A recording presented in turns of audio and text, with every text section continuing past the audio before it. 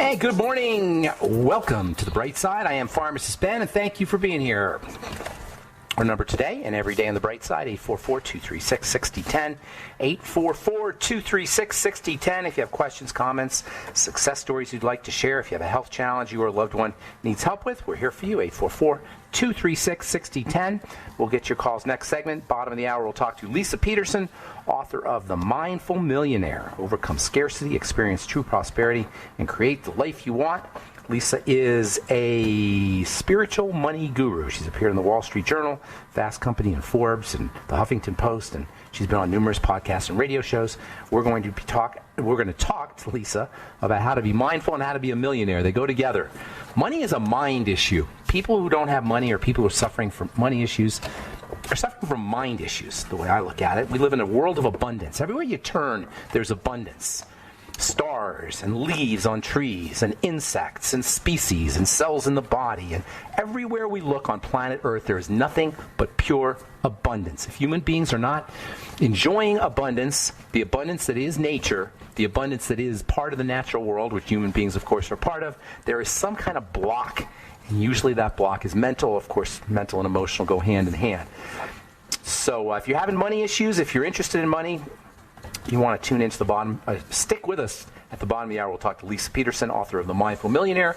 We'll get to your calls in our next segment, 844-236-6010. If you want to purchase longevity products, head to brightsideben.com, pharmacistben.com, or criticalhealthnews.com. You can also call 866-735-2470, 866-735-2470. Okay, so we have been talking about one of my all-time favorite nutritional elements, or nutritional substances, not elements, but nutritional substances. It's one you don't hear a lot about, but it's super important for well-being and for digestive health and for the health of the immune system. It is called butyrate. Butyrate. Butyrate is well known in the literature. There's lots of research on butyrate for the digestive system. It's an energy source for colonocytes, enterocytes, intestinal cells, if you will. Colon cancer patients are known for having low levels of this really somewhat unheard of, at least by the mainstream, underappreciated nutrient. It's a short-chain fat, SCFA, short-chain fatty acids. Fats come in three sizes. This is the short version. There's other short chain fats, but butyrate's the one that's got the most research behind it. There's also acetate and propionate, and they're all considered to be short fats as opposed to medium fats as opposed to long fats. Butyrate also has anti-inflammatory benefits for intestinal cells. Overall, it's just an intestinal tonic. It's an intestinal nutritional supplement, but it's got other benefits too. It's important for the brain as well. By the way, I got a letter today. I'm going to take a quick digression if that's okay. I got a letter this morning from Mark, who is probably listening. He says he listens every day. Mark says, Ben, I've been wanting to call you the question, but I don't think I could make the call without breaking down. A dear friend had open heart surgery a month ago and has been in the ICU since. They had many complications during the surgery, and it has been a nightmare. They've had to leave her on a ventilator and other support for extended periods of time, and are using Seroquel to keep her calm. Puts that in quotes. Keep her calm. Seroquel, by the way, is an antipsychotic, anti-schizophrenic medication. I'm curious what you can tell me about ICU delirium. She has not spoken any words other than yes and no since surgery, and we fear that between the meds and the stroke she suffered during the surgery, poor thing, this is crazy. Surgery is something you want to avoid at all costs if you can. I don't know what she had, actually, but in any case, she suffered during the surgery. Her mental capacity could be compromised. I listen to the Bright Side every day, and maybe you could talk about this sometime. I have never heard of ICU delirium, but apparently it is quite common and very serious. Thank you, Mark. Yes, indeed, it is quite common, and upwards of 60 or 70 or even up to 80% of people who are in the ICU and have surgeries can deal with this, end up with this condition, ICU delirium. It's little known, but it's common. Like butyrate, little known, but very important. And it occurs basically when people are drugged up in the ICU, particularly when they're breathing through ventilators, which Mark's friend was put on. A ventilator is a very invasive device that goes down your throat. It pumps your lungs for you while you're under anesthesia. And when they're giving you a ventilator, they have to sometimes give you other drugs to keep you relaxed. This is a very invasive procedure. The body doesn't like this. So they have to keep you relaxed with medication. They got to give you fentanyl or some kind of pain issue because it's very uncomfortable. They also give you paralytics to paralyze your body, to keep it passive and to prevent it from rejecting the tube. This is one of the big problems, by the way, with these COVID deaths. Because a lot of people who die from COVID, so-called die from COVID, you don't die from COVID. You die from a response to COVID. Nobody dies from COVID, even though you hear this on the news. A lot of people who suffer from, who die as a response to COVID are dying from the ventilator. Almost 80% of people on a ventilator die. Ventilators are extremely invasive procedures, and they've got to do all kinds of things to drug you up and keep you passive so your body doesn't reject the ventilator. After a ventilation procedure, your brain can be deprived of oxygen. There's all kinds of things that go on when you have these kinds of procedures done in an intensive care unit. Ultimately, your brain can be deprived of oxygen and delirium can be present. Even without ventilation, just the medication, the anesthesia in an ICU can cause delirium. Delirium being confusion and hallucinations, lack of lucid, coherent thought, inability to communicate correctly. You don't need to be on a ventilator to deal with this. It's just the drugs can do it, the anesthesia can do it. The condition is usually not permanent. It usually resolves itself, although it's not unheard of for patients to be permanently affected. Now, this woman also had a stroke, so that could have also caused some brain issues. It's hard, when you have health issues that occur in hospitals, it's hard to say how much of the condition is related to your disease or your illness or the treatments, or some of it could just be simply nutritional deficiency. When you're in a hospital, you eat crappy dietitian-approved foods. You eat Jell-O and you eat processed foods, and you eat toast, white bread and toast, and soda and orange juice. And you're not really fed well. And aside from a multiple vitamin, which you sometimes get, not always, but sometimes they'll give you a multiple vitamin, there's usually no nutritional supplementation. So, Mark, if you're listening, if you can get your friend some BTT, that may help. The B complex is incredibly important, especially when the body's under duress and under stress, and the B complex is important for the cardiovascular system, and it's important for the brain, too. They should be pumping her with the B complex, just cranking it. And same with vitamin C. Likewise, zinc and essential fatty acids. If you can get her doctor to get some vitamin B12 into her blood, that may help too. So there's lots you can do from a nutritional standpoint if they'll let you, and it's a big question mark on whether they'll let you. And the take-home story is, God forbid you should be in an ICU if you absolutely have to be. Obviously, emergencies happen. But you want to stay as far away from medical intervention and hospitalization as is possible. If you have emergencies, there are emergencies. But really, it's just we go to a hospital, these are the things that happen. We expect that everything's going to go right. Many times it does, but a lot of times it doesn't. And that's just the nature of hospitalization. All right, I'm Pharmacist Ben. 844-236-6010 is our number. We'll be back on the bright side right after this.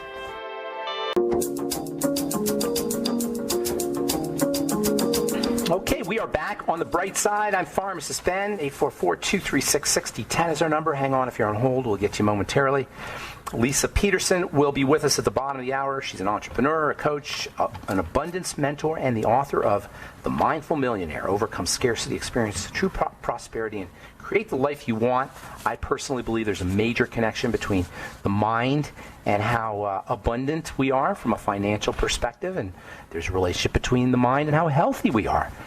So health and wealth go together. That's one of the cool things about longevity, is it connects health and wealth, how healthy we can be and how wealthy we can be at the same time. We'll talk to Lisa about her book, The Mindful Millionaire, at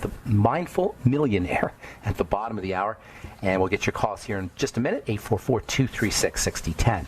So we've been talking about the butyrates for digestive health, and they're important for a lot of things. And we're going to spend some time talking about how the butyrates are related to mental health.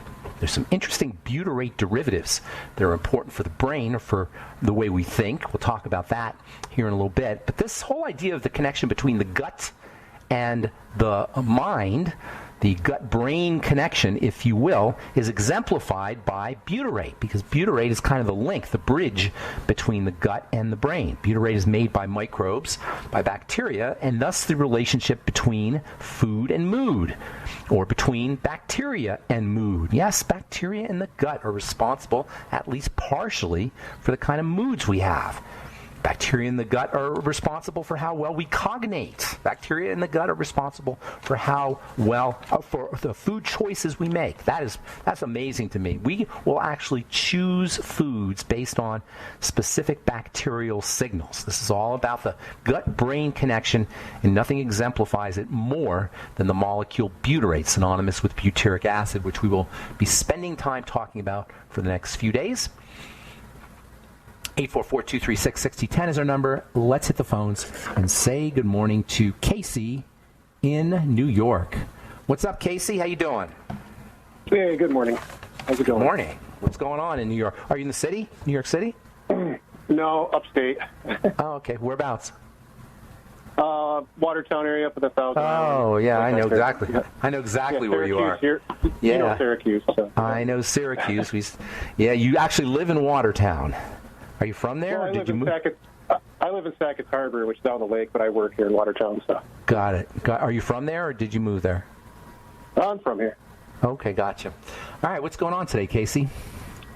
All right. Well, I've got a friend I'm calling in for, and her daughter has juvenile dermatomyositis. Oh, my goodness. Yeah, and 6 years ago, misdiagnosed for 6 months prior. Previous diagnosis started at 3 months with severe eczema, later asthma, multiple skin issues. Gotcha. Okay. They believe it might be a vaccine injury. Right now, she's on... Well, hang on.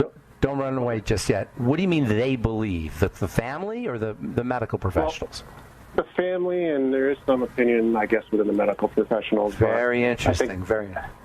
I think the family believes that because of the timing. It happened after. Okay. And she's on prednisone. They're probably giving her prednisone, right? She's on IVIG every 3 weeks for 8 hours. Oh my goodness. Including pre-med IV steroids, Motrin. Oh my goodness. Oh my goodness. Oh my goodness. The symptoms are red rash in the hand, face, elbows, ankles. Previous diagnosed muscle loss in the neck and shoulders. How old is she? How old? She's 17 years and 10 months. Okay.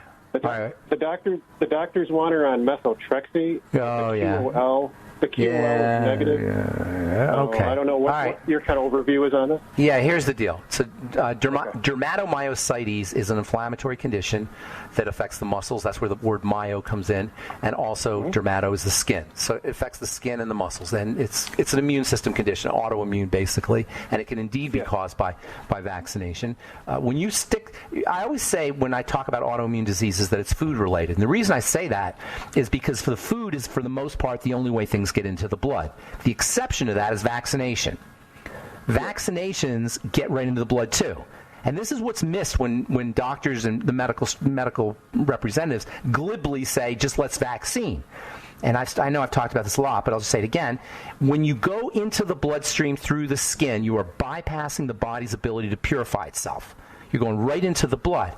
And this is why vaccines are connected to autoimmunity. I talked about this a couple weeks ago. I have a textbook I'm holding right in my hand. It's a huge textbook called Vaccines and Autoimmunity. This is not airy-fairy. This is not conspiracy theory. This is not some nutty anti-vaxxer thing. It's a known medical fact that vaccines can be related to autoimmunity. Now, I don't know necessarily if that's what this gal's dealing with, but if it is, it's there. You're not going to be able to. We've already bypassed the skin. We've gotten stuff into the blood, so you're not going to correct it. But what you can do is you can strengthen the immune system. And that especially means if there's other things getting into the bloodstream that she's having a problem with through food, then you got to work on food. That's your most powerful leverage point. You get what I'm saying? The most powerful leverage point you have right now is food. Can't do anything about the vaccination, but you can use the entrance of food through the digestive system as a leverage point. I would be going ketogenic, low calorie, doing a food diary, elimination diet, all the food things you can think of. Notice when she flares up and relate those flare-ups to specific foods. That's where food diary comes in, is you'll be able to see it. Chart everything. If you're in the hospital, they chart. There's a reason they chart, because they want to be able to link symptoms to specific things that they're doing in the hospital. Well, likewise, you want to link symptoms to specific things she's doing as part of her lifestyle. So that you want to take care of that, eliminating problem foods via food diary and elimination diet. Then strengthening the digestive system is very important. See if she has. It's very likely because JDM, juvenile dermatomyositis, can affect the intestine because there's muscle there. It's very likely she does have leaky gut issues and digestive health issues. So get her on the nightly essence, get her on the ultimate enzymes, apple cider vinegar with her meals, anything she could do to support digestive health. That's your major leverage point right now. And then a good nutritional supplement program that supports the immune system is also going to be helpful. Vitamin C is going to be her best friend. Essential fatty acids are important. I'm taking it. She doesn't really know anything about supplementation or nutrition. So anything you do in the way of nutrition is going to support her. It's going to help her body detoxify any drugs that they're giving her. And it will help with the inflammation that's caused by the dermatomyositis. And like I said earlier, when we were talking about this gal in the hospital, a lot of symptomology can be related to malnourishment and nutritional deficiency, and other things will get blamed. So she may be dealing with zinc deficiency issues. And zinc is very important for the skin, by the way. I would get her on 50 milligrams of zinc. She could be dealing with an essential fatty acid deficiency, or it could be a combination of things. So get her on a nutritional supplement program, specifically focus on digestive health, probiotics and enzymes, etc. As I say, zinc is very important, and vitamin C is also very important for skin health and for the immune system. And then food diary and elimination diet. And I'm very sorry to hear that's a terrible thing for a kid to have to go through. But keep in mind that if she doesn't do what I just told you, if she does not take this advice, she is on the road towards horrible, horrible things in the future. And God forbid, she's probably on the road towards an early demise if she doesn't take corrective measures now. Okay, I hope that helps, Casey. And feel free to email me, ben@ksco.com, and I'm glad to give you some more advice. All right, thanks so much for your call. Appreciate it. All right, we will be back on the bright side with Lisa Peterson, author of The Mindful Millionaire, right after this break. Don't go away.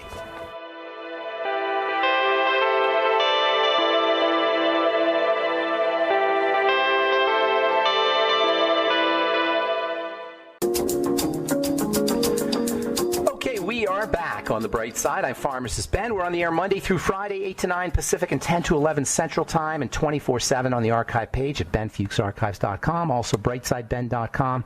We've got search engines on both pages. You can purchase longevity products at brightsideben.com, pharmacistben.com, and criticalhealthnews.com. You can also sign up to join the Brightside Ben team if you want to start a home-based business and sell nutritional supplements and help change the world at the most fundamental level there is, which is the level of good health. Call 866-735-2470 for more info, or click on the Join the Team links at brightsideben.com, pharmacistben.com, or criticalhealthnews.com. And also don't forget to check out our Truth Skin Health products, all formulated by myself for individual patients to heal wounds or to deal with various skin health issues like eczema, psoriasis, and acne, dark spots, hyperpigmentation, wrinkles. As it turns out, health is beauty. Good health means beautiful skin. Healthy skin is beautiful skin.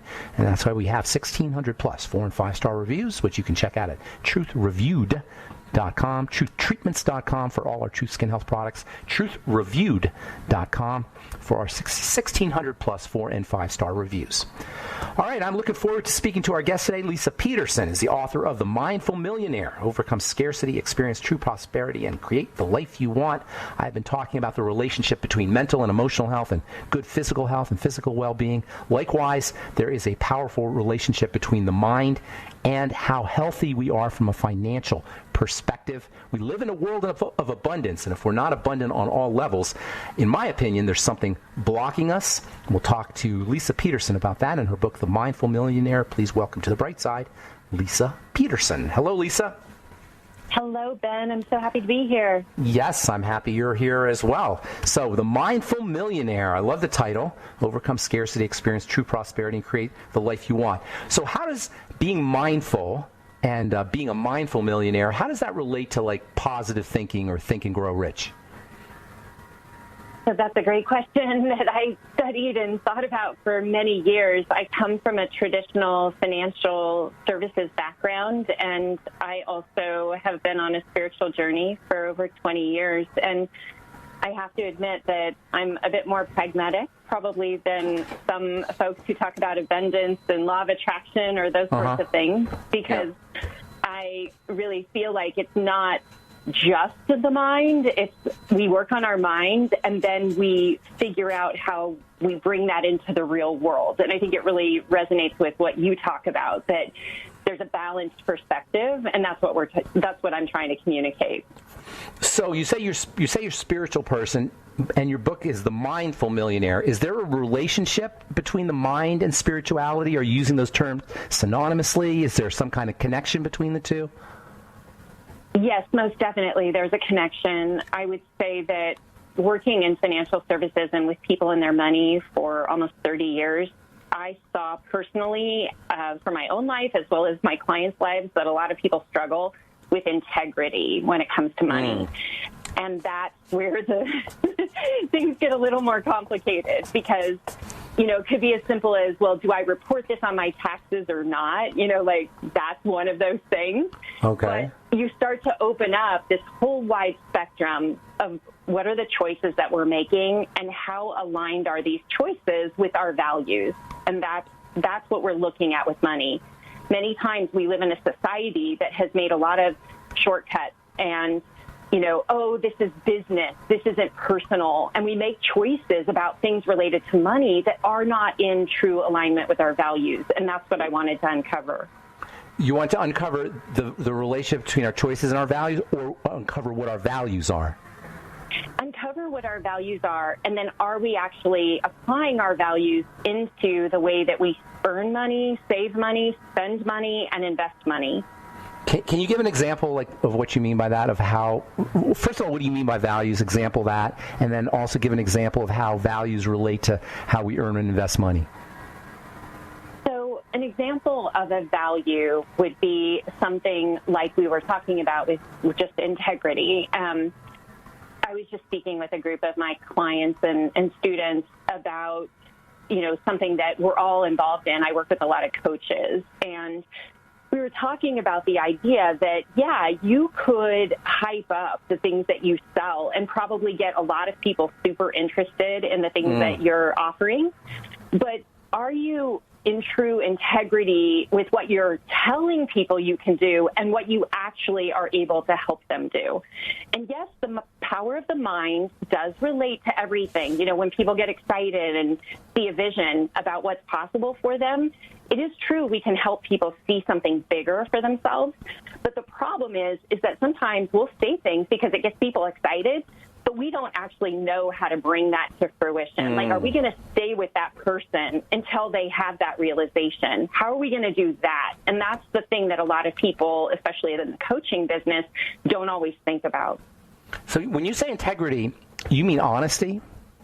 Or is it bigger than that? Honesty, I think it's bigger than that. I think it's like, how do you want to be treated? If you pay your money for something, what's the experience that you're wanting to receive? And then on the flip side, are you going to have the exact same experience that you're going to provide to the people that you're selling things to? It's like being in someone else's shoes, understanding that we're both sides of the equation and that what we put out is also what we want to receive back. And then we get really crystal clear about how that orients to the things that are most important to us. And are we actually living that in our lives with our money and with our businesses? How would you use that in messaging and communicating what you're trying to do? Maybe give me, how would you use that as a salesperson? Or Yeah, as a salesperson, exactly. Or a marketer. Not easy. Yeah, it's not easy because it's like you're at a very pivotal time of trying to communicate something. And so I don't think it starts with in the communication at first. What I think it starts with is getting crystal clear about what is it that you're helping people accomplish through your work and making sure that you really understand the people that are going to be best served by that thing that you're helping people with. I mostly focus with service-based businesses. So it's about this, teaching, educating, mentoring, coaching. And the point would be that what you're able to help people with is not going to help everyone. So you're looking for certain people that want, value, and need the thing that you're going to help them with. And so I think this is where, in a sales conversation, it's so important to be really aligned with, who are you looking for? How can you best help someone? Not just about getting the sale, but making sure that there is a perfect match in what someone needs and what you provide. So do you deal with individuals as well as people, as well as businesses? Yes. Yeah, both. My business is kind of complicated where I started out just focusing on money mindset and helping people think about building wealth for themselves. But then over time, I realized everybody showing up, for the most part, had either a business now or they wanted a business in the future, and they saw how this work could help them be better in business. All right, so you have a podcast you call The Art of Abundance. I love that title, The Art of Abundance. It's not the science of abundance, it's the art of abundance. So I want to talk about what you mean by exactly art, how that fits into everything you're talking about when we come back from our break. Is that okay? The Art of Abundance.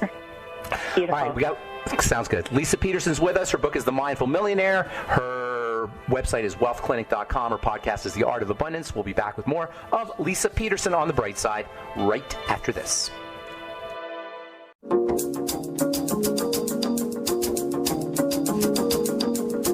Okay, we are back on The Bright Side. We're talking to Lisa Peterson, author of The Mindful Millionaire and host of the Art of Abundance podcast. Okay, so abundance, I can see it being a science. I can see it being techniques that get you abundance. But what do you mean by art of abundance? I once heard that the difference between poetry and science is that with science, what matters most is having lots of facts so that you can offer a solution. And with poetry, what matters most is having lots of answers without the need for a solution. And what I found in my... Wait a minute. Yeah. Answers without solutions. Yes. Oh, yes. You have having to elaborate on that. Lots of answers without the need for a solution. Okay. Help me with that. I want to... Yeah. Abundance is far more like poetry than science because there's limitless answers and no need to shoehorn them into a standardized, preconceived solution. And what I've seen, right, in my own journey of building wealth for myself is that prosperity and abundance are about custom fitting your life so that it's made just for you. And no one, right, can tell you that. No scientific study, we see that information that says, oh, if you have a net income of greater than $75,000, you're great. So everybody has their own abundance recipe. Everybody has their own personal abundance recipe. Is that what you're saying? Yes, very much so. That's exactly what's happening. And each of us are on a quest. If we think it's important to us, then we can each go on a journey, a quest to figure out what does that mean for you. So if we're trying to build an abundance cake and there's a recipe, our own personal abundance cake has our own personal recipe, what would some of the ingredients be? A great focus towards knowing what's most important to you. We talked about the values, but in this case, maybe experiences are really important to you. I think when we think about our last breath, we know we're not going to be thinking about how much money did we save. We're probably going to be thinking about how did we spend our time? What did we do for others? How were we in service for ourselves and the planet at large? Like, what did we do to make a difference? And how did we enjoy every step along the journey? And I just love spending time thinking about this because what I've seen is we spend far too little time thinking about what's most important to us and what do we want to carve out in the future and how can we maybe call it a bucket list or maybe we call it a vision quest or maybe we call it just maximum experiential, learning if that's the thing that really lights us up. But when we spend time thinking about those things and then allow the money to help support that, we change the dynamics of how we're structuring our life. Do you think abundance is linked to money at the expense, no pun intended, at the expense of marginalizing other forms of abundance? Yes, I think so. Like that we put the process of earning the money, making it, spending it, all of that as such a high priority. If I'm getting you correctly, like we put it at such a high priority that we lose ourselves along the way. Well, we lose the meaning of life. I'm thinking like we could have abundant relationships, we could have abundant health, we could have abundant family connections. We could have there's other ways abundance can show up. But when we think about abundance, we tend to think about it as money, at maybe marginalizing other ways we could be abundant. We may be abundant.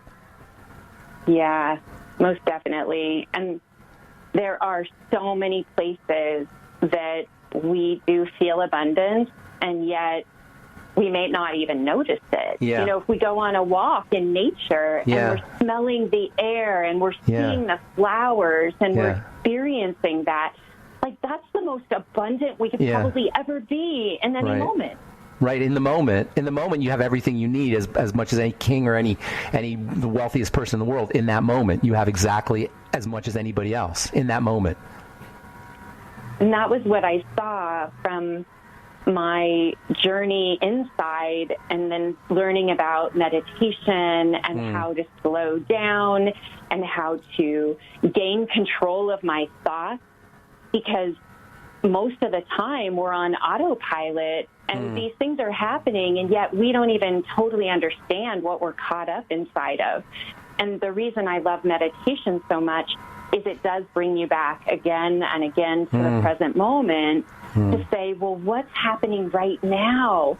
I'm okay right now. The world isn't falling apart right now. Every moment. It's funny. It's like incompleteness or lack only shows up like in a macro sense, but in the micro sense, in the moment, you have everything you need always. Always, always, always, no matter what's going on, right? Yes, totally. So the lack shows up in the past as we look at what happened, previously, and then it shows up in the future because we project that lack out into, the rest of our lives. And what happens if we say, no more? I want to look at this life from this lens of abundance. Like, what would that look like? Yeah. I heard this quote once. I forgot who said. He said, it was like an old Zen guy. He says, I meditate so I can enjoy old age. And I think of that often because I have had a meditation practice myself for many years. And this is the idea, is that you can just, in the moment, you could be completely blissed out in the moment. But the same mind that we're talking about that gets us abundance is what takes us into the past and future and shows us the lack. It's kind of ironic there, isn't it? It really is. And working with people and their money, I just saw the patterns that we have to default to the lack rather than default to the abundance. And could we change the way that our brain responds to situations by being more mindful? It's kind of hardwired into us to have this negative bias where we're always focusing on lack or what's missing or what's wrong. And you have to consciously, you have to work to override it. I don't even know if you can override it, can you? I think that it's really worthy of exploring because, yes, the tendency is there, but what it's probably also helpful for people to be thinking about is that when we get in those cycles of stress and anxiety, that actually shrinks the prefrontal cortex of the brain. The lining shrinks. And we actually become less likely to combat the stress and anxiety in the future. So it gets worse and worse. And it's like a downward spiral. It's like this vicious downward spiral. Yeah. So what would you say if somebody is experiencing, like they literally don't have any money, and there are people out there, I'm sure, who literally don't have enough money to eat or feed their families. Would you say that there's something blocking that and that the default state should be abundance, but there's something in the way? Or is it that's just the way it is? Most definitely, and that's what I dove into in the book, is I studied people that were coming into my lives, and I used the chakras to teach about money and also these blocks that you're referring to. But what I wanted to understand were, I found these 7 patterns that show up in our life, and they repeat themselves. And if I could show you case studies of people who were suffering from a particular problem, just like what you would do in the medical community, right? What was it that changed the way that they were going about their lives? What could actually change? And then what does it look on the other side? And I chronicled these people's lives over several year period and talked about what were their struggles, where did they come from, what could they do to change it, and then what happened on the other side. And yes, I most definitely believe that we can drastically change the way we look at the world and the way we look at our money. So we only have a minute. Can you tell us just the titles of the 7? The 7 chakras are patterns. You said 7 patterns, right? Yeah, the patterns. Yeah. Exactly. So the patterns are security, sensitivity, power, love, expression, integration, and vision. And so now these it sounds like they're related to chakras. Security, yes. First chakra, sensitivity, second, power, third, like that? Exactly. And each of those have a certain tendency to, like the solar plexus is power. And are we powerful with money, or do we feel disempowered with money? How does sensitivity fit into that? So this is interesting. It's about feelings. So when we're really cut off from our feelings, we have a tendency to spend more than we earn and get into debt and not get out of debt. Wow. Well, so much here. We're out of time, Lisa, but that was awesome. The Mindful Millionaire, Lisa Peterson. The book is The Mindful Millionaire, the podcast, Art of Abundance, the website, wealthclinic.com. Thanks so much for being on the bright side, Lisa. Thank and you, best Ben. of luck to you. And thanks for the book as well. All right, that was Lisa Peterson. Her website is The Art of Abundance. Her website is wealthclinic.com. Her podcast is Art of Abundance, and her book is Mindful, The Mindful Millionaire. And that's all the time we have for today on The Bright Side, friends. I'm Pharmacist Ben. Have a wonderful, beautiful, awesome, spectacular day. We'll talk to you later, folks. Bye for now.